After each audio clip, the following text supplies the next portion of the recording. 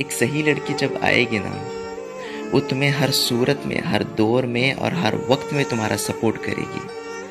उसकी नीयत कभी खराब नहीं होगी, चाहे इंसानों को लेकर हो या चाहे रुपए पैसों को लेकर।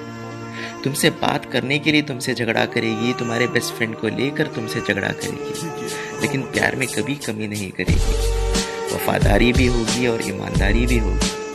एक माँ की तरह तुम्हारा ख्याल भी रखेगी और एक बीवी की तरह ढेर सारा प्यार भी करेगी। एक सही लड़की कभी अपनी जिम्मेदारी से पीछे नहीं हटती और आखिर तक तुम्हारे लिए लड़ती रहेगी।